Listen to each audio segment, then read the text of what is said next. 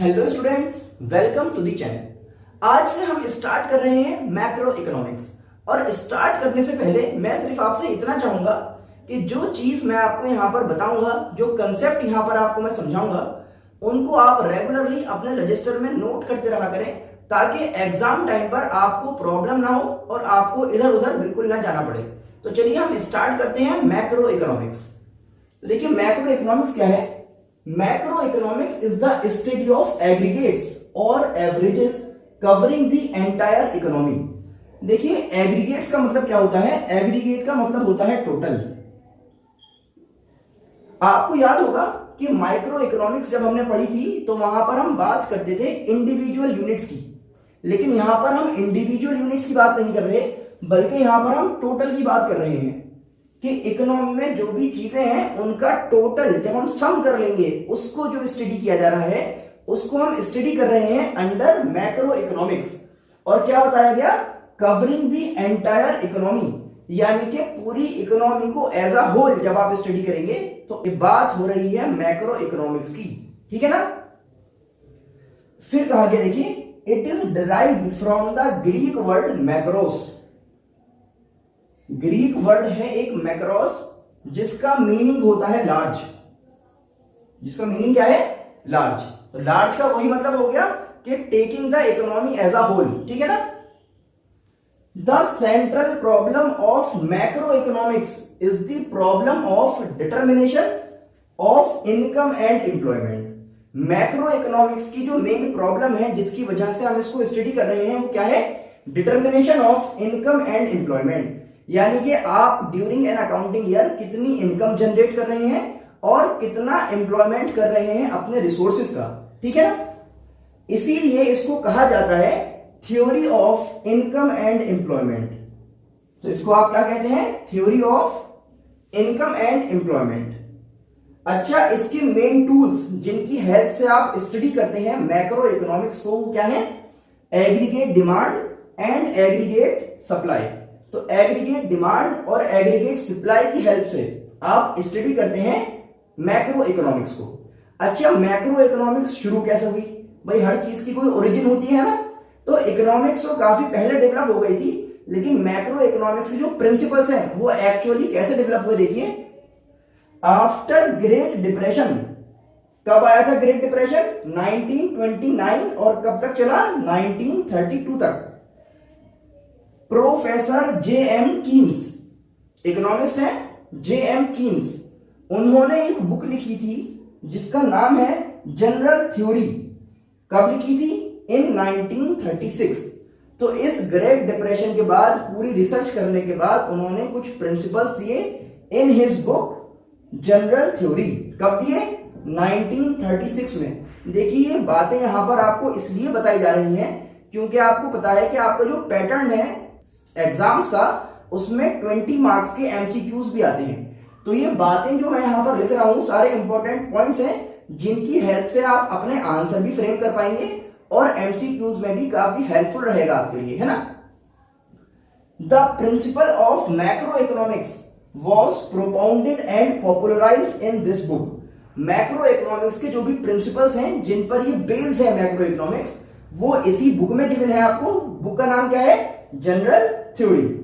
तो ये तो हो गया इंट्रोडक्शन ऑफ मैक्रो इकोनॉमिक्स। अब ये जो हमने वर्ड पढ़ा है ना, एग्रीगेट्स, अब हम देखते हैं कि मैक्रो इकोनॉमिक्स में हम किन एग्रीगेट्स की बात कर रहे हैं। चलिए देख लेते हैं।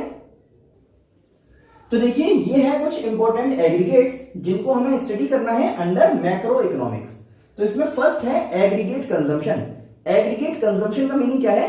कि consumption of all goods and services in an economy during an accounting period. एक अकाउंटिंग पीरियड में जितने भी टोटल गुड्स और सर्विसेज का कंजम्पशन आप कर रहे हैं इन द इकोनॉमी, उसको आप क्या कह रहे हैं? Aggregate consumption.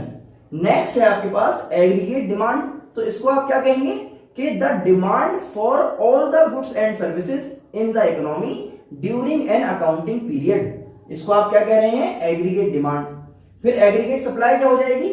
कि the supply of all goods and services in the economy during an accounting period. बहुत इजी चीजें हैं, आपको इंशाल्लाह हल्के हल्के सब कुछ समझ में आता जाएगा। देखिए नेक्स्ट पॉइंट है हमारे पास एग्रीगेट इन्वेस्टमेंट। एग्रीगेट इन्वेस्टमेंट का मतलब क्या है कि द कैपिटल फॉर्मेशन, क्या कहा गया, capital formation in the economy during an accounting year. Capital formation का मतलब क्या है कि change in the stock of inventory, ठीक है ना, इसको आप क्या कह रहे हैं, एग्रीगेट इन्वेस्टमेंट। फिर बात आ रही है जनरल प्राइस लेवल की। जनरल प्राइस लेवल क्या होते हैं कि जो भी टोटल गुड्स और सर्विसेज हैं आपकी इकोनॉमी में, उनका ईयर के एंड में प्राइस कितना रहा, इसकी एक इंडेक्स होती है बकायदा पूरी, उस इंडेक्स के अकॉर्डिंग आप फाइंड करते हैं जनरल प्राइस लेवल, ठीक है ना। फिर है डोमेस्टिक इनकम। डोमेस्टिक इनकम का मतलब क्या है कि the income generated within the domestic territory.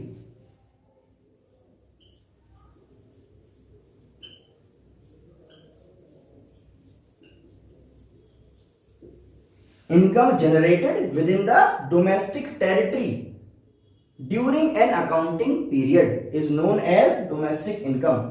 अब ये कुछ टर्म्स आप यहां पर देख रहे हैं, कैपिटल फॉर्मेशन है, डोमेस्टिक टेरिटरी है, ये लेक्चर बाय लेक्चर जब हम आपको समझाएंगे तो एक एक करके सभी टर्म्स ये आपके सामने आएंगे और फिर हम इनको डिटेल में डिस्कस करेंगे। बल्कि इसके ऊपर तो काफी लंबा एक टॉपिक रहेगा डोमेस्टिक टेरिटरी के ऊपर, क्योंकि जब हम नेशनल इनकम अकाउंटिंग करते हैं तो सबसे इंपॉर्टेंट पॉइंट ये बन जाता है आपके लिए डिडोमेस्टिक टेरिटरी को समझना, ठीक है ना। तो ये हमने देखे important aggregates related to macro economics. अब हम देखते हैं different sectors of the economy. ये वो सेक्टर्स हैं जिनको आपको समझना जरूरी है मैक्रो इकोनॉमिक्स की स्टडी करने के लिए, ठीक है ना। तो फर्स्ट है यहां पर प्रोड्यूसर सेक्टर। प्रोड्यूसर्स जो होते हैं वो क्या करते हैं, they produce the goods and services, ठीक है ना, फॉर हाउस होल्ड्स। फिर है आपके लिए house hold sector. House hold sector में आते हैं मैं और आप, हम लोग क्या करते हैं, we consume the goods and services produced by the producer sector, है ना। अच्छा, हाउस होल्ड सेक्टर जो होते हैं इनको कहा जाता है ओनर्स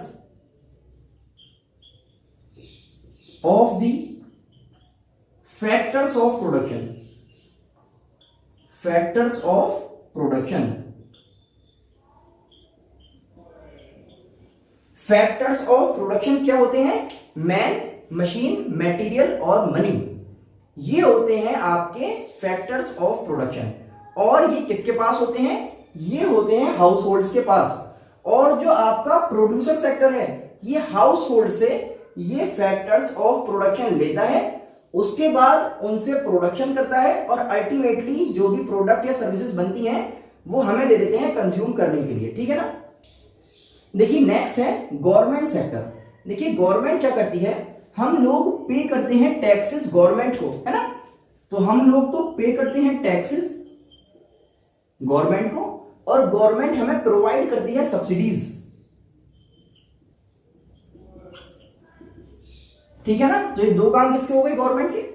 फिर है फाइनेंशियल सेक्टर। फाइनेंशियल सेक्टर क्या करता है, बोरोइंग एंड लेंडिंग, ठीक है ना। तो बोरोइंग और लेंडिंग का काम किसका है, फाइनेंशियल सेक्टर का। और लास्ट में है आपके पास rest of the world. Rest of the world से आप क्या ट्रांजैक्शन करते हैं, इंपोर्ट एंड एक्सपोर्ट। ये हमने देखे different sectors of the economy.